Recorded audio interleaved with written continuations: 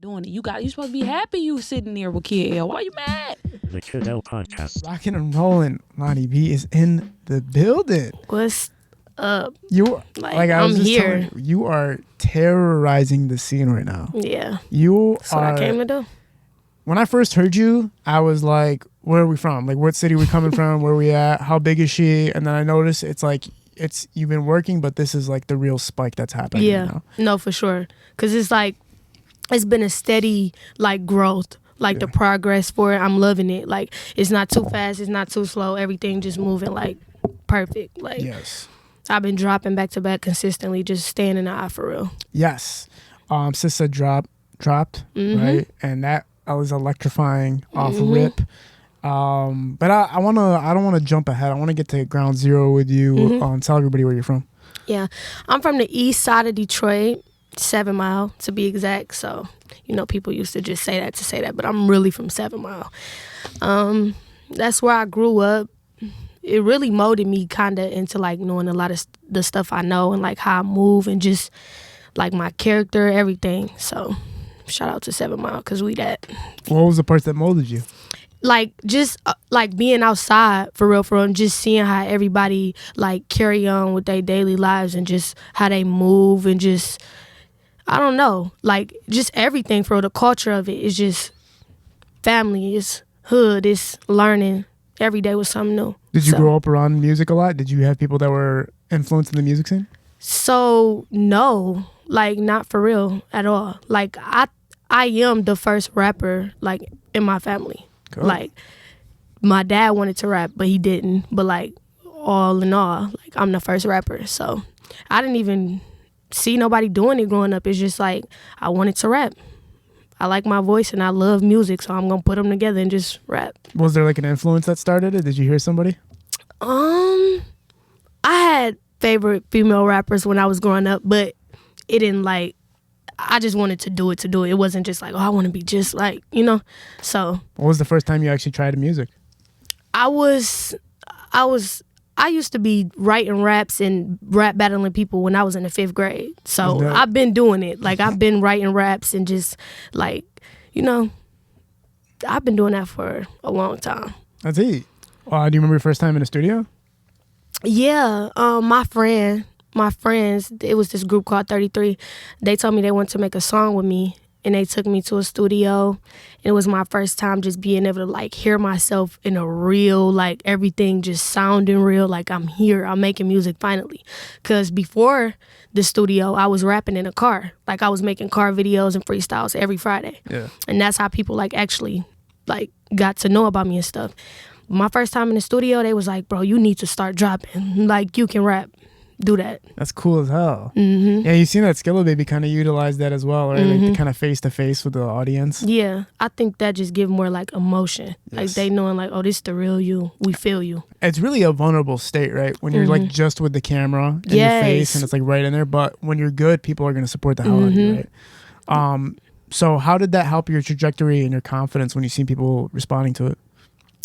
The first time I dropped the rap, I was like, I'm just finna do it. Like, I want to do it. My friends, like in real life, like not off the internet, they was telling me like, you got to start posting raps, because I would just be rapping all the time or like doing stuff at my school, like talent shows, all that type of stuff. They're like, you need to take that to the internet. Like you gonna blow up off of that. So I dropped my first rap, and it got like 20,000 views on Instagram like the first night. Like it didn't even wait to a day pass. It was like the first night it was like there, and I'm like, I'm finna do this.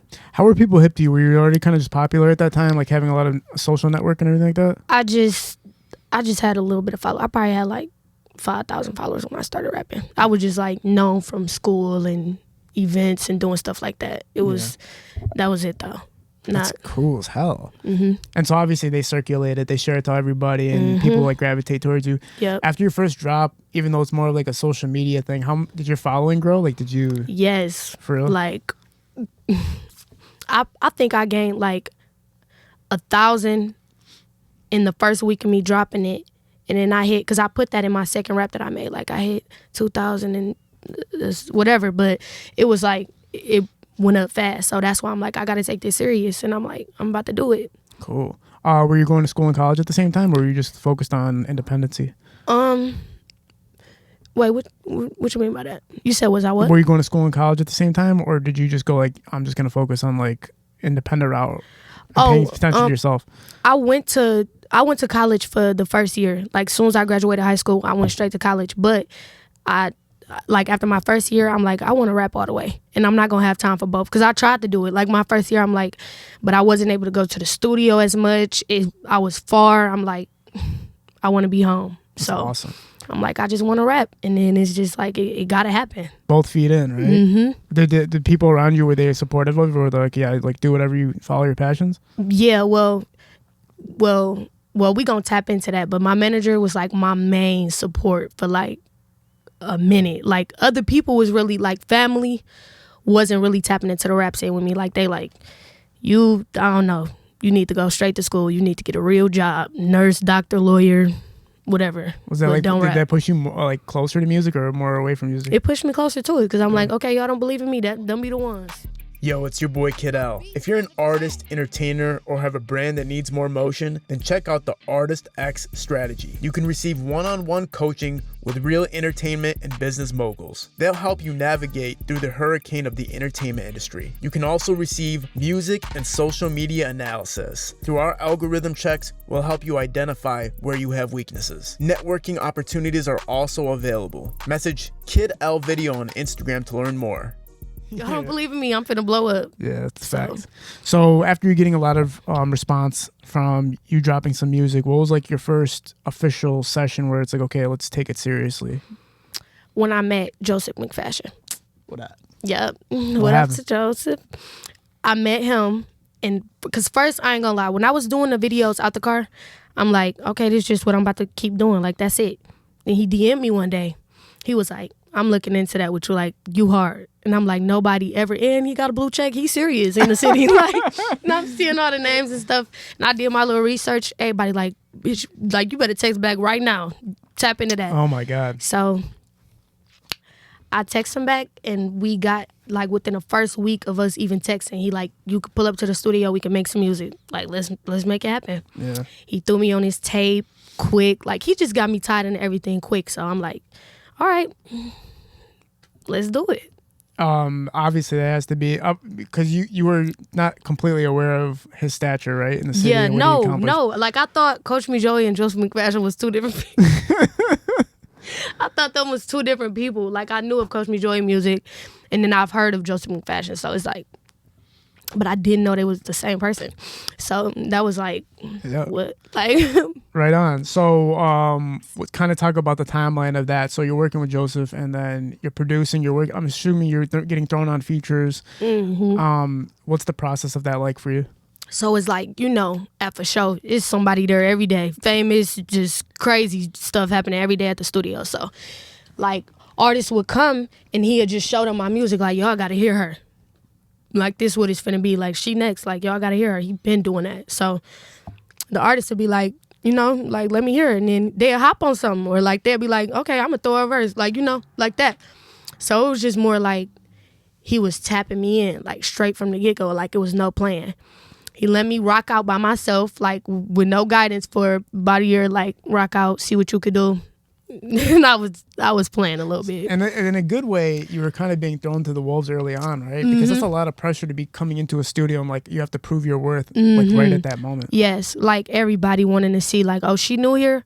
What's up? Being compared to old artists, like, all of that is just, like, when you first coming on, you gotta prove your point. It's like, let them know that you it. Like, that was my only goal. Yeah, that's kind of like how a lot of artists did it in, like, the 90s. Like, Fat Joe kind of had that same ritual. Like, you would come into the studio, and it's like, let's see if you got something. Nope, and even sometimes no beat, no nothing, just raw. Man, like, just rap. Yeah, that's like, the pressure has to be insane. Yeah. So did you prepare at all, or did you Yep. just... Okay. I when he texted me, I'm like, okay, I got all my music. I had a couple songs recorded and out on my YouTube, but they was just like, okay, like, I'm rapping. I showed him them, and he was like, it's some potential. And I don't even like listening to those songs now. Like, it's just, I'm like, okay, I'm better, da-da-da. But he listened to him, and he like, your voice, like, it's just something different about you. So I'm going to have to trust it. Cool. And then that was that. What was the next big milestone as far as reciprocation from the audience? I would have to say, like, because I feel like I was stuck for a minute. Like, I was rapping, but I was stuck. Like, my followers wasn't growing. I was just getting the same amount of likes. So when I actually dropped, like, a real music video, shot up. I hit 10,000. I'm like, okay, it's only going to go up from here. It's going to go faster. I'm getting ready for it. Like, I need to drop music videos. That's what I need to do. So Yeah. that's when it really shot up for me when I dropped my first. They like, oh, we see her now. Because if you know the rap videos in the car, and then it's like, okay, she doing it now. Like, she doing what we've been waiting on her to do. Like, music videos, it's looking real. No, for sure. Like, when I heard you, Detroit Rap News would post your content a lot. And then I think I heard Tommie, and I was like, what in the fuck? I literally thought, like, it was a famous rapper. I was like, who the fuck's this?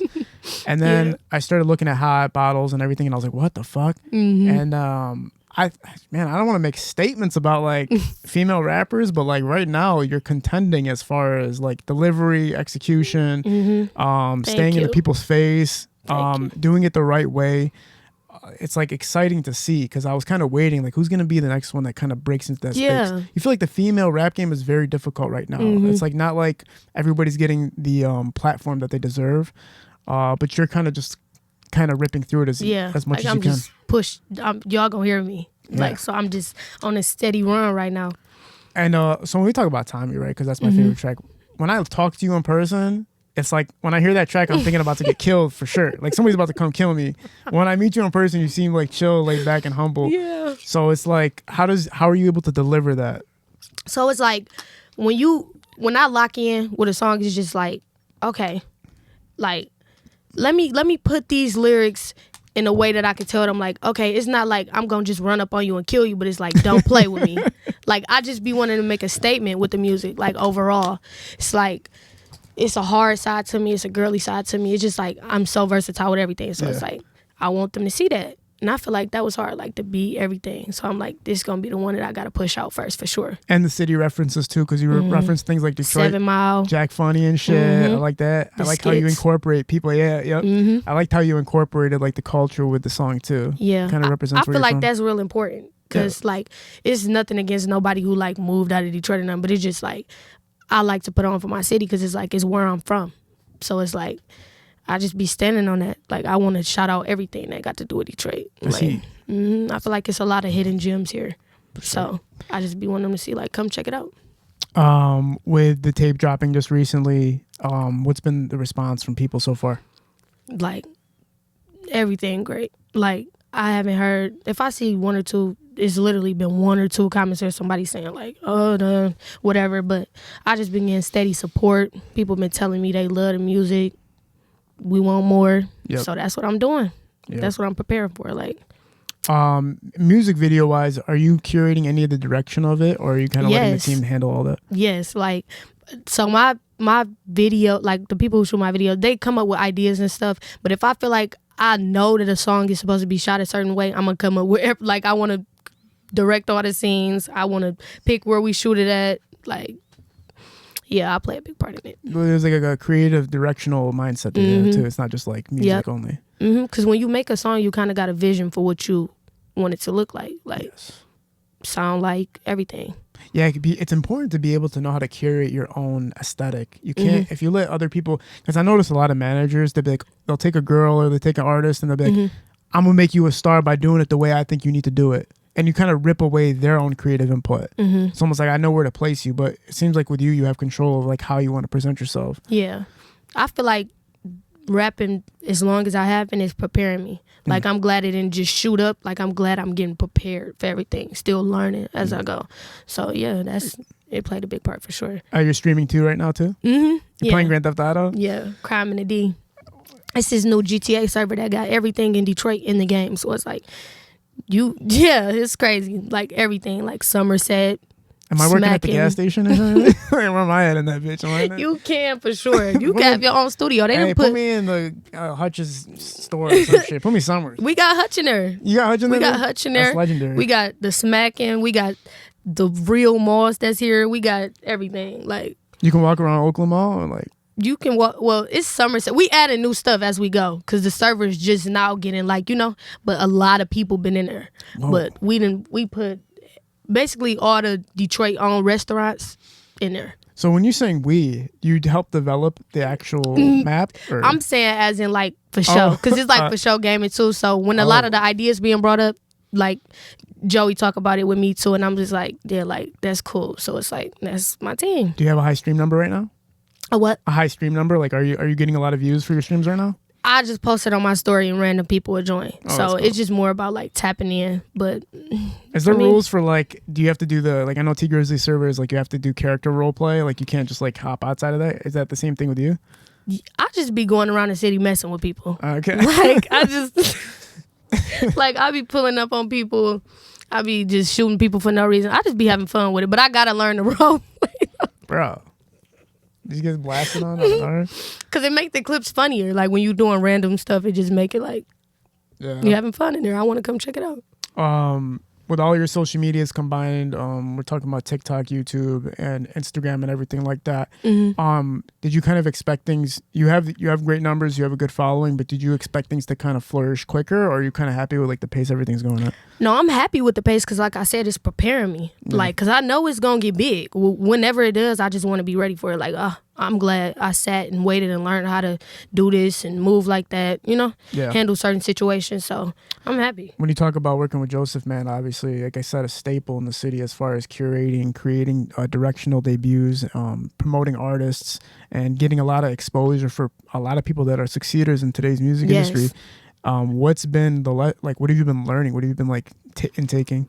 Like, I'm learning how to like with my what he's teaching me too as I'm going is just like making yourself a stamp, like carrying yourself a certain way, not being all into the internet beefs and just how to control yourself in certain situations, stuff like that, like how to act around other artists, like how to just basically like. I learned everything. Like, I'm just, because it's like, that's all I'm with. Did you meet anybody that made you go like, oh shit, like this is kind of out of control for me right now? Yeah. Yeah, I met G Herbo when I just went to Chicago a couple months ago. I was just going there for a studio session with Vert, and then G Herbo just walked past, and I'm like, what the, like, it's getting real now. Like, okay, I done met all these Detroit artists, now it's getting real, like, out of town too. Okay. So did you get to talk to him? Did you get to network? He in my vlog. Yeah, we took a video, like stuff like that. But he on the go, so you can't just. I ain't trying to, No, but sure. Yeah, that was cool. That's dope as hell. You said you kind of walked through and met all Detroit artists and kind of got to meet everybody. Yep, everybody's familiar with me. Everybody loves me. Yeah. Well, the DMs get flooded immediately, right? Like once they see you're hot, it's like, okay, we need to talk. We need to like figure something out. We need to work, right? How have you been able to deliberate who you're working with and kind of keeping your lane? I ain't gonna lie, I love working with everybody because I want everybody to be like, yeah, like we love Loni, like that's her. Like, okay, I want everybody from the city to accept me. I don't want anybody to not like me because I'm working with this artist or this, that, and the third. I just want to, rap. So, when Order Bottles came out, right? That shit was crazy as fuck. Yeah. Can you talk about the process in developing the song?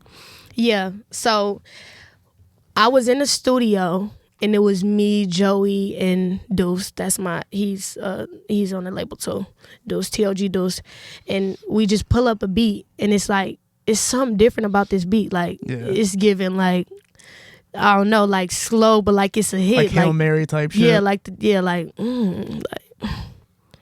and then it speed up in it too. So it's like we got to change flow. We got to say some crazy shit. We got to make it pop. So it's like, but when I'm coming up with verses, if I ever get, that's the good thing about like having artists on the label with me that's already been like through the rap phases too. Cause it's like, y'all can help me with my verses. Y'all can like, if I don't know what I'm talking about with this, y'all can help me with that. Like it's all a growing process. Like you get help from every second, but it's just with Order Bottles, I can't even, I don't know. I just gotta shoot to that and just let them see the visuals. Version of you, I feel like. I feel like that was like a different side. Yeah. You know what I mean? They told me Order Bottles. I say bring me out a case.